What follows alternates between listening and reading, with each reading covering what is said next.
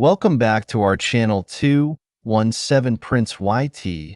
We explain a blinding eruption of energy fractures the battlefield, sending waves of crackling light scattering through the crumbled stone. Standing tall in the crimson glow is a mysterious new figure, her presence shrouded in intensity, her long hair illuminated by the swirling red aura that pulses violently around her. Her pointed ears twitching slightly as her gaze narrows on the chaos erupting before her. Something in her posture radiates sovereignty, power rooted in something ancient. Her voice cuts through the storm, calm yet demanding. "Who summoned me?" Her words hang in the air, thick with suspicion and latent fury. She gazes ahead, eyes now glowing, as a flicker of confusion crosses her brow. Is this the work of a demon who's after my life? From afar, a shockwave ripples the smoke as Brocky lunges forward, cleaving through the dust and rubble, locked in brutal combat. The woman's sharp eyes widen, surprise replacing wariness. She whispers, puzzled, "Why is there a shadow soldier here?" Suddenly, the sky bursts into a spiral of clashing lights. A radiant golden figure, winged and swift, dives from above like a thunderbolt, striking with lethal precision. A fierce melee explodes in the blink of an eye, blades slashing through the air, fists crashing with sonic booms. Sparks fly as a flurry of attacks rain down on their battle. Suho, eyes sharp, face determined, lashes out at his monstrous opponent.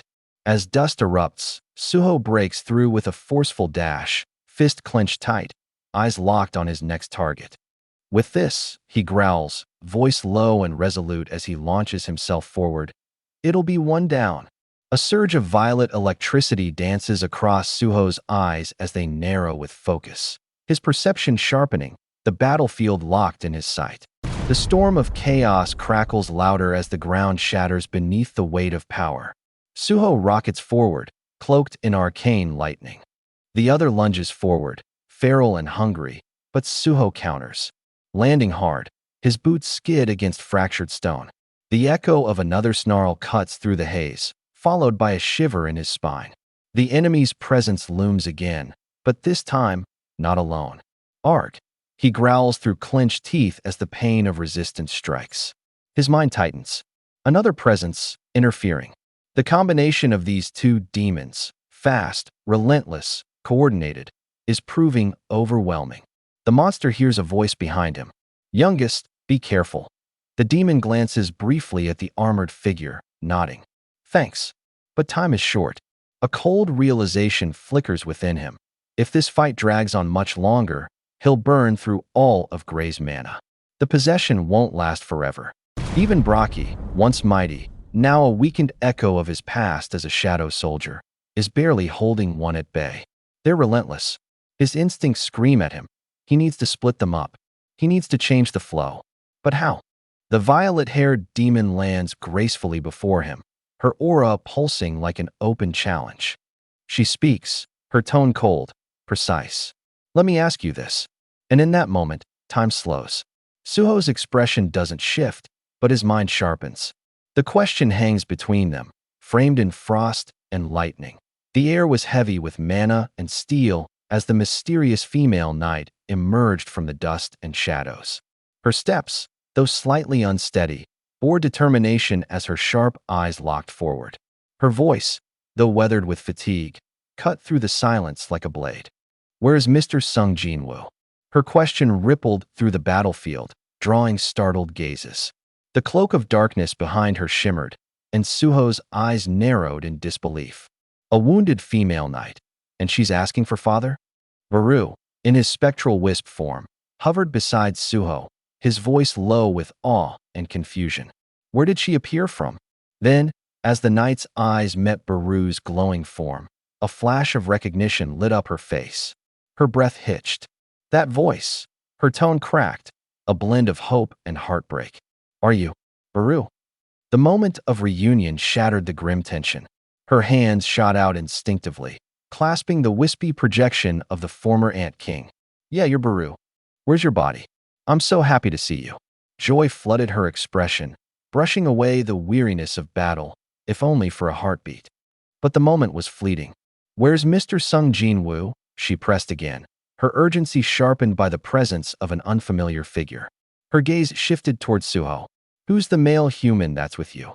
Baru hesitated. It's a long story. Across the battlefield, demon generals murmured in unison, their eerie voices blending with the hiss of swirling energy. Offering. Demon. Summon. Their eyes narrowed on the woman. Yes, but for some reason, she seems to know our enemies. It'd be troublesome if she chooses to join their side. As the light in her eyes dimmed gently into calmness, she whispered with a warm smile. To think I'd meet Baru here. He made it. I can now rest easy. Relief melted across her face like the first sunlight after a storm. But Baru's voice broke the moment. This is great timing. We'll continue our reunion later, he said calmly, eyes never leaving the battlefield. So take care of those demons while you're here. The night froze, blinking. What? The reunion was over. The war had not paused for joy. The demons didn't hesitate. With merciless focus, one lunged through the chaos, eyes locked onto the wounded knight standing between them and disruption. A single goal burned in their minds: eliminate her first. Their blades sought her blood. She was weakened, slowed, and alone, or so they thought. From the distance, Suho's gaze narrowed. The flurry of movement and the rising threat made his instincts scream, but more than that, something about her felt familiar. I remember her from somewhere. His thoughts churned as Baru floated by his side, his sharp tones slicing through the tension. She's injured, Suho observed, his voice lower but steady. Can she fight them alone? Baru didn't blink. Low-ranking demons are no match for her. Baru's gaze sharpened. Her name is Essel. When our Lord destroyed the demon world, Baru explained, her household was the only noble line spared. She's the eldest daughter of the later household. In human terms, her strength matches that of an S-rank hunter. Suho's breath caught for a moment. S-rank. That realization washed over him with electric clarity. His heart pounded, not with fear, but anticipation. That means I can witness how an S-rank fights. Before he could linger on the thought, a thunderous blast ripped through the air. Essel's body jolted back as the demons attacked in unison, their claws crashing against her defenses. Her scream pierced the battlefield. Suho and Baru watched in stunned silence as the impact hurled her across the ground. Dust clouded her landing. What? Suho muttered, disbelief coating his words. Baru's jaw clenched, alarm flashing in his glowing eyes as he surged forward. Essel lay crumpled on the ground, her armor cracked, her breath ragged. Baru's voice cracked, not with anger, but disappointment. How have you become so weak? Even the amount of mana radiating from her, once dense and overwhelming, was now barely detectable. Essel's voice was quiet, almost ashamed. Something did happen. She struggled to lift herself, voice trembling with weight. About half a year ago, most of the demons in the demon world started a rebellion. The memory crashed down in violent hues, towering beasts, fire, and chaos. We fought as best we could, but our household wasn't able to quell the rebellion by ourselves. The vision burned into the air. Her alone, blades drawn, surrounded by monstrous hordes. I was able to survive thanks to the rest of my household members, but my blood was taken while I was running away, and I lost my powers. Suho glanced to Baru. Baru, can you lend me some of your power? That's a waste of my mana. Baru grumbled, arms crossed. You're so mean, Essel replied. Suho sighed. Now I have two people that have lost their powers. But the enemy had already begun to whisper. My brothers, did you hear that?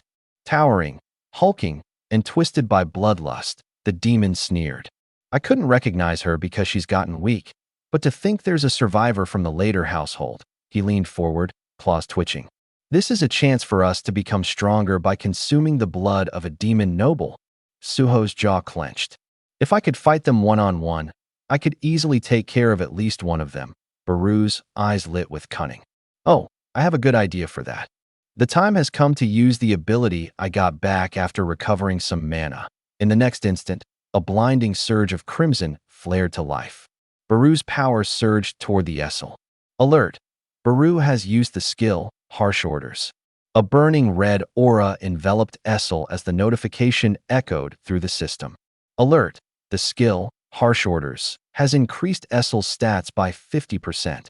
But the blessing came with a cost. Alert. The skill, harsh orders, has put the curse of insanity onto Essel as a side effect.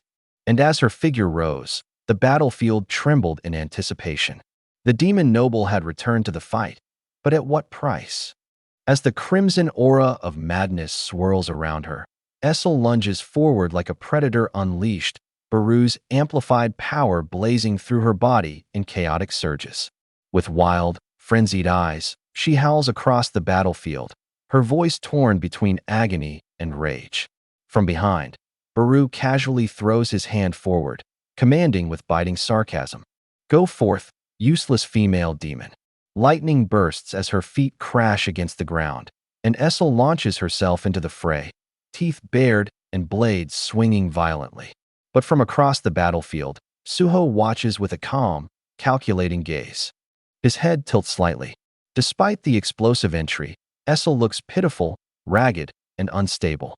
Yet he understands the threat. If this skirmish turns into a one-on-one fight, it might just shift the tide. The clash begins with a violent crackle of energy.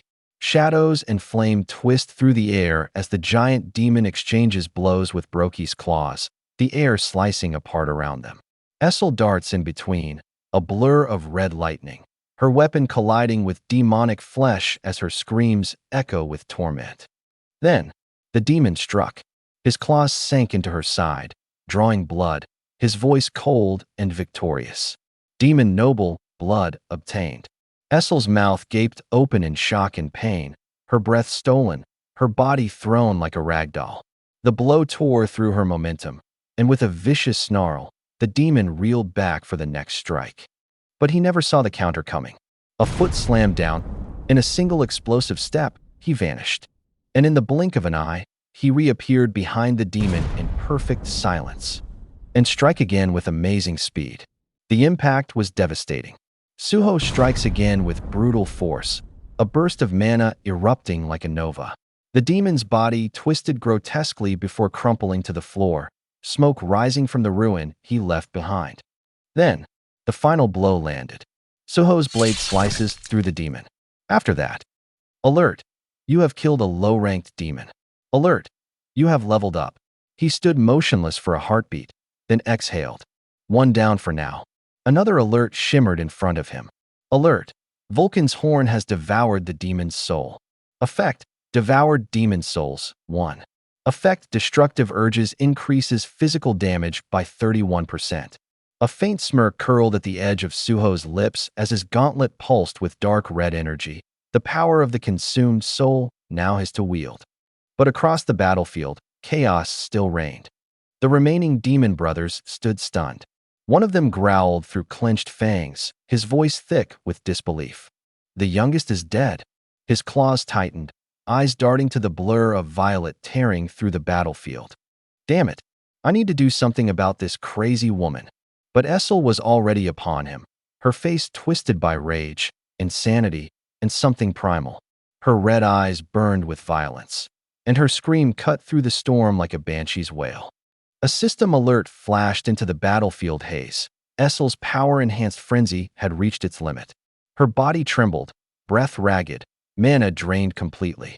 The effect of Baru's harsh orders faded, leaving only exhaustion behind. She collapsed to her knees, barely upright, as her vision blurred and consciousness wavered.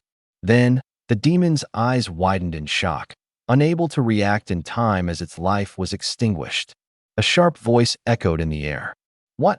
But it was already too late. With a thunderous burst, Suho materialized behind the next target, silent and swift as death itself. His clawed hand pierced straight through the demon's chest. 2 down, as he crushed the demon. A system notification rang out again. He had killed another low-ranked demon. Vulcan's horn shimmered crimson, having devoured its second soul. But it was not enough. With a crash of speed and pressure, the demon landed a brutal punch into Suho's chest, forcing it to stagger backward. His breath hitched. His crimson eyes narrowed. Silence. Then, a low growl of rage. His massive frame loomed over the scene as his bloodlust swelled once more. The remaining demon observed the battleground from above. From this vantage, the truth was clear. They were losing. We're the ones with the numbers disadvantage now, he growled bitterly. Those useless bastards. But as his fury flared, he clenched his claws tighter. However, it's not over yet. From the shadows, Brokey emerged. His aura boiled and warped into a monstrous form. Across the battlefield, one of the shadow beasts crashes toward the wall with a thunderous impact.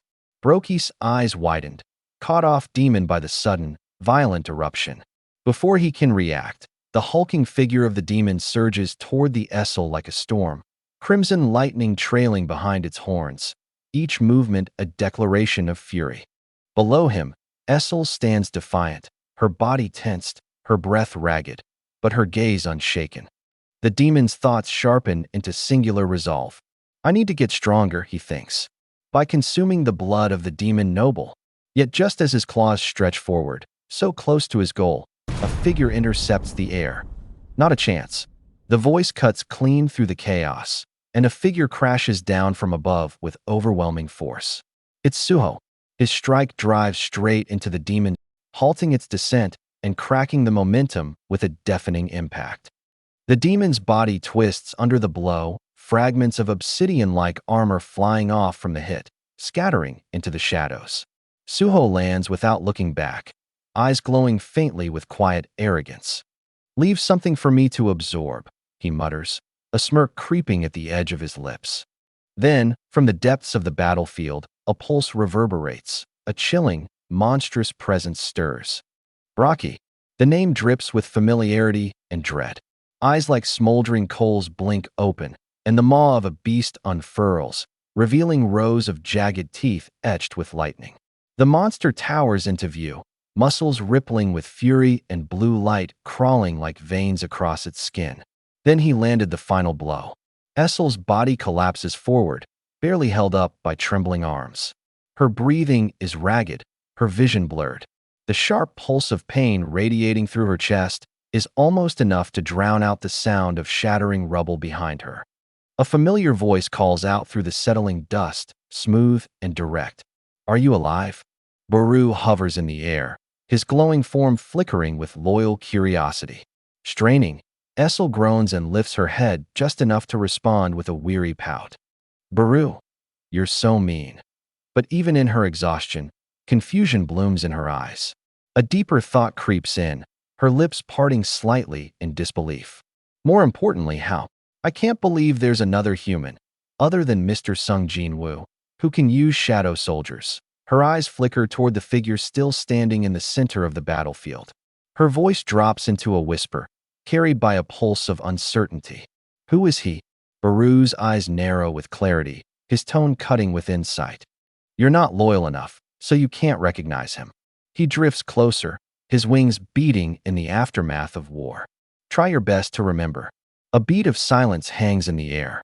Then, you already know who the probable candidate might be. Essel turns, her eyes slowly rising, meeting the form of the armored warrior with long black hair and a haunting resemblance to a man she once revered. Her breath catches. Could he be? A flurry of system alerts erupts across the space around Suho. Alert! You have killed a low-ranked demon. Alert! Vulcan's horn has devoured the demon's soul. Alert! You have leveled up. Alert! You are above level 20. You are now able to use Store Purchase. A faint smile touches his lips as the interface materializes before his eyes. Oh, I can use the store now. In the shadows nearby, Essel stares at him, her lips barely moving, her thoughts loud with realization. It really is him. Her mind rushes back to the memories she had sealed away, of the man who once stood at the center of it all. Her voice trembles with reverence. He's the young monarch. The battlefield's dust had barely settled when the girl, trembling with exhaustion, stared at the Suho. Her voice broke the silence, soft, breathless, but resolute. He's the young monarch. The words hung in the air, and Suho blinked, confusion flashing across his face as he looked back at her. A question mark etched itself into his mind. Did she just call me young monarch? The girl stepped forward, her voice gentle and full of awe. I couldn't recognize you, because you look so different now. Her crimson eyes shimmered with memory as she added, You look exactly like Mr. Sung Jin-Woo. The name triggered a jolt through Suho's chest, but before he could speak, her strength finally gave out. Her knees buckled, and she collapsed to the floor with a thud. Suho rushed forward, concerned. Baru, you know her, right? Is she all right? Baru floated down and examined her calmly. It seems she simply exhausted her energy and fainted. She doesn't look dead, so I don't think you need to be worried. Suho exhaled softly, relieved. That's good to hear. I feel somewhat sorry for her. Behind him, the other survivors stirred, groaning, dazed, and blinking in disbelief that they were still alive. One clutched his side, another leaned heavily against the cracked wall, while others simply sat in stunned silence. Suho turned to face them. His presence, calm yet commanding, brought relief to their expressions. Then came the sound he'd been waiting for. Alert! Quest: Rescue the survivors has been completed. Number of rescued survivors: 7. Alert! The quest reward has arrived. He glanced down at his hand as the reward notification blinked into view. I'm glad that all 7 survivors are safe. He pressed his palm forward. Confirm the reward. Quest reward. The following rewards have been prepared. Reward 1. Ability points plus 3. Reward 2. 700 gold. Alert! You have obtained 700 gold. The system's glow faded from his vision, but in Suho's heart, the weight of what just unfolded had only deepened. A quiet realization flickered across Suho's eyes as the words 700 gold echoed in his mind. His gaze sharpened, calculating. This system, strange and yet so eerily systematic, was granting him currency now. With a small breath, he whispered, gold. And without hesitation, he commanded the interface. Open store window. A digital shimmer danced in the air before him as the store interface unfurled, glowing with the same mystical presence that cloaked this world. His eyes scanned the list: weapons, armor, scrolls, and at the bottom, potions. The faint glint of understanding passed through him. As he examined the display, Suho thought to himself, as I thought, I can use gold to buy the items in the store window. Dozens of options were neatly arranged, categorized. There are potions too. Looks like there's quite a variety of items available. The moment stirred a memory, a younger version of himself, receiving pocket money after completing chores. To complete quests and gain money. A soft smile curved at the edge of his lips. I'm reminded of my younger days when I was given pocket money after I finished the errands I was asked to do. His eyes narrowed slightly, amusement in his expression. He looked down at the floating interface beside him, surrounded by drifting dust and ethereal glow. Come to think of it, Dad gave me this system. After all, he straightened his posture, holding the tablet-like interface casually in one hand, and looked up at the broken ceiling above him. A voice left him in a whisper, almost playful. Dad, thanks for the pocket money. A faint groan caught his attention. His gaze snapped back to the injured girl lying unconscious nearby. Her breathing was shallow, body barely stirred. He approached and examined her condition with concern, holding a glowing, pink-tinted vial in his hand. The label shimmered as the system displayed the item's info. Item: low-grade healing potion. Rank for usage: E. Type: consumable. A potion that heals HP. You will slowly recover HP over time if you drink it. While you can keep it in your inventory, you cannot share it with other people. He blinked. I can't share this with another person? A pause. Then his eyes narrowed thoughtfully, turning the potion in his grip. Could I feed it to her then? Without waiting, he kneeled beside her, gently placing a hand behind her head. The vial tilted, its contents sliding toward the Essel's lips. A soft stream of crimson liquid began to pour from the vial, glistening like melted rubies as it touched her pale lips. Her body remained still, but the moment hung with quiet hope. Under the shimmering pulse of recovery magic, Essel's breathing steadied, her wounds slowly mending as the healing potion took effect. Suho stood beside her with a quiet gaze, observing the gentle rise and fall of her chest as life returned. Beside him, Baru's voice cut through the air with sharp skepticism, laced with concern masked as discipline, questioning the use of gold on what he deemed a useless demon.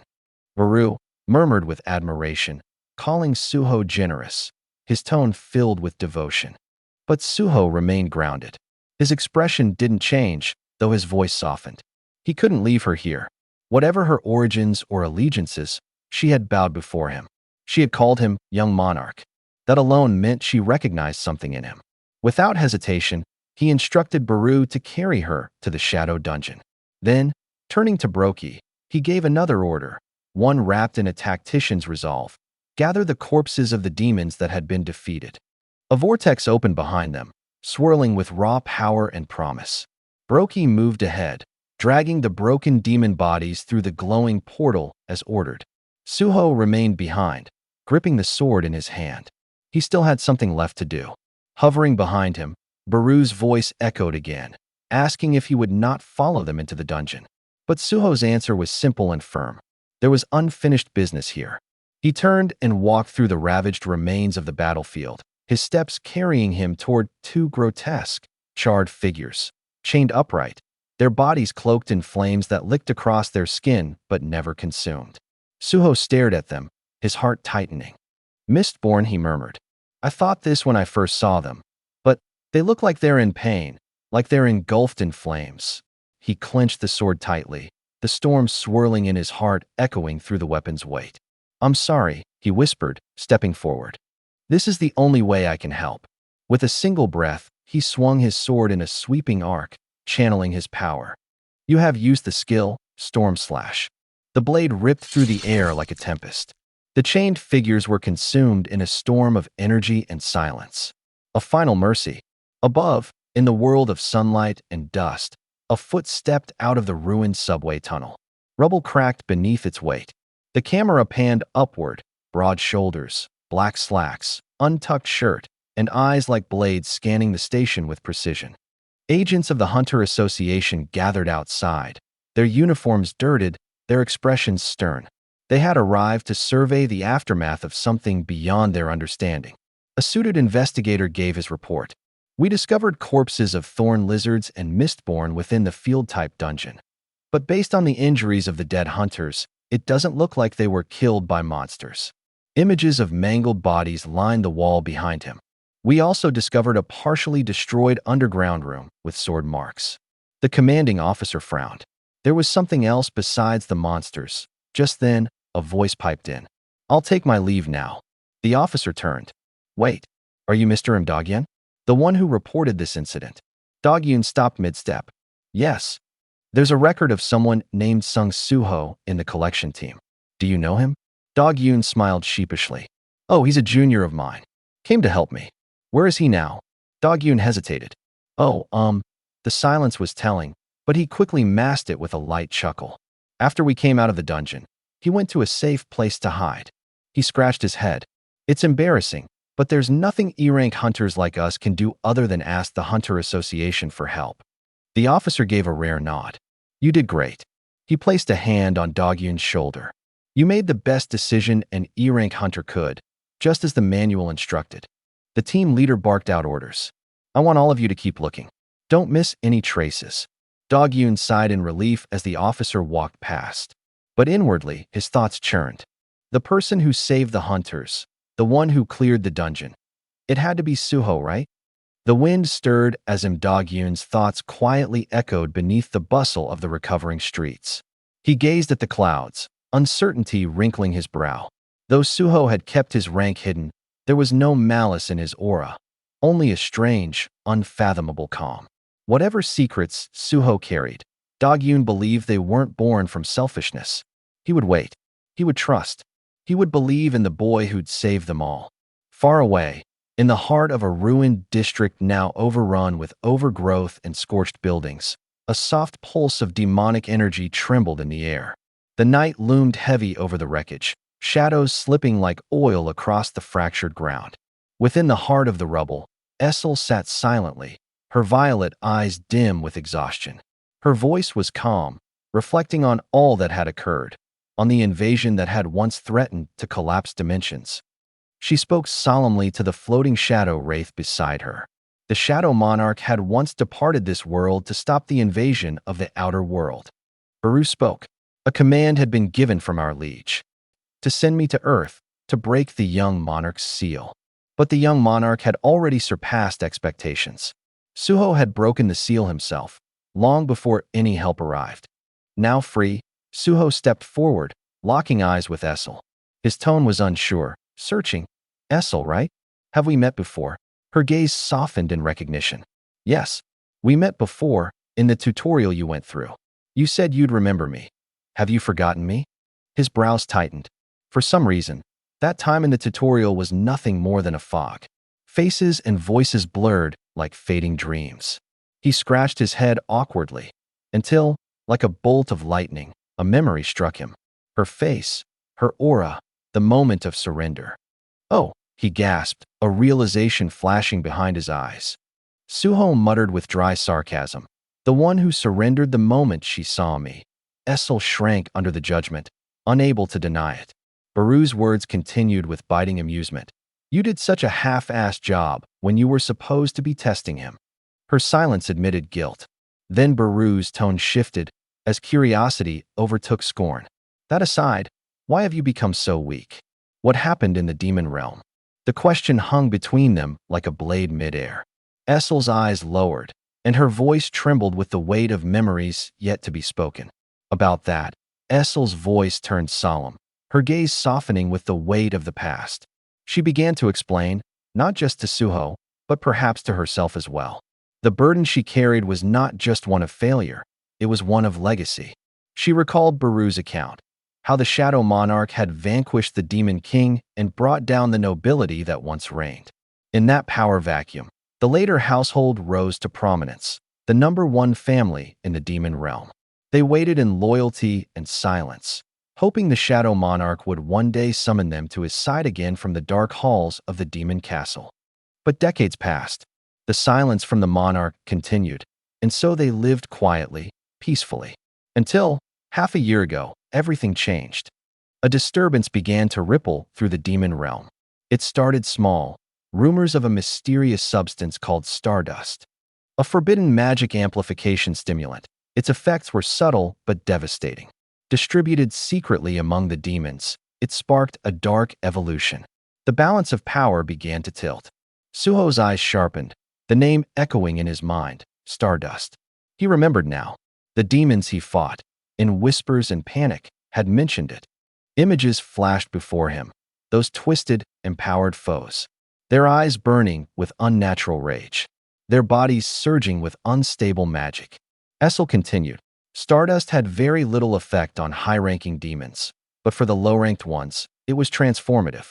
It gave them the strength to rise without earning it. It made them reckless, united.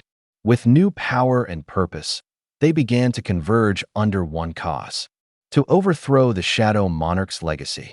Essel's voice dropped to a whisper as she recounted the betrayal. The very demons her household once protected turned on them. They branded the later name with treachery and rose against them in open rebellion. The rebellion soon exploded into a brutal war. The later household, once proud defenders of the demon castle, took up arms to protect what had been entrusted to them. They fought bravely, desperately, but the sheer number and ferocity of the Stardust-empowered demons was too much. After half a year of ceaseless bloodshed, they fell. Essel lowered her head, the pain bleeding through her voice. The war had stripped them of their pride, but what came next was worse. The victors did not stop at victory. They turned to horror. Her people, captured, chained, and drained of blood. The pure blood of noble demons, harvested as fuel for power-hungry traitors. They drank it, bathed in it, grew stronger with every stolen drop. Essel's hands clenched tightly as she confessed the final blow. Her father, her family, all sacrificed in the name of twisted power.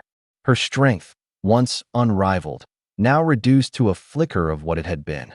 Even she had been drained, physically, spiritually, until only a shadow remained. Essel sat beneath the starlit sky, her figure framed by moonlight and quiet grief. Her hands, once calloused from battle, now trembled with the weight of survival. She muttered through clenched teeth, voice cracking like dry leaves in the wind. I'm pathetic. Everyone has died, but I alone survived. Her fingers curled tightly, the sharp edges of her armor biting into her palms. Guilt, emptiness, failure. It all pressed against her chest. The silence around her was unbearable. Now that the demon realm has been stolen, I don't know what I should tell the Shadow Monarch. Her head bowed low, tears threatening to spill over. Then, without warning, a voice pierced through the dusk, quiet, resolute, and warm. You did great. The words stopped time. Essel's eyes widened. She froze, unsure if she'd imagined them. Her lip quivered, and her gaze slowly lifted.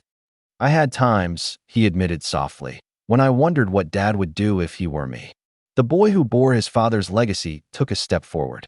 No crown on his head, no throne behind him, only purpose in his eyes. You and your household fought with your lives on the line in his absence. His voice held no pity, only respect. So I think that's what he would say to you. Essel stared up at him, breath hitched. I'm also thankful to you for fighting for Dad until the very end. I'll help you the best I can. His words weren't hollow. They held the promise of renewal, of hope. Let's revive the later household together, Essel. Her lips parted, but no words came. Only silence, then a faint tremble. Her shoulders shook, and tears slipped free, not of sorrow this time, but of relief. Memories surged. The past, the pain, the weight of her people's blood, it all pressed down. But now, someone had come to share that burden. The image of Suho flickered in her mind, a young monarch stepping into the shadow of his father's legend. Didn't you say the hierarchy competition between the demon households was intense? He had once asked her that, and now he answered it himself. I'll help the later household become number one. That vow lit something within her. Her trembling lips curved into the faintest smile. Eyes shimmering, she looked up. Young monarch. A chime rang out. Alert! The last survivor of the pureblood demon nobles, Essel, expresses her thanks to you. She stood taller now, shoulders squared. My household's name is later. Her voice rang clear, no longer uncertain, no longer alone.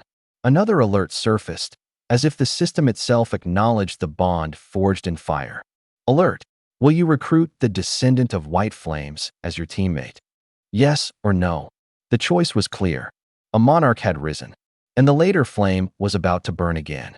As the windows faded into translucent stillness, Suho glanced at Essel across the ruined courtyard. Her violet eyes looked up in stunned silence, the burden of her fallen house still fresh in her gaze. But she stood tall before him, quiet, waiting. Suho's voice echoed within his mind as the realization struck like lightning through clouded thoughts. Essel is the second descendant of a monarch. Across from him, Essel tilted her head, confused by his sudden stare. Young monarch? She asked cautiously, unaware of the epiphany blooming in his heart.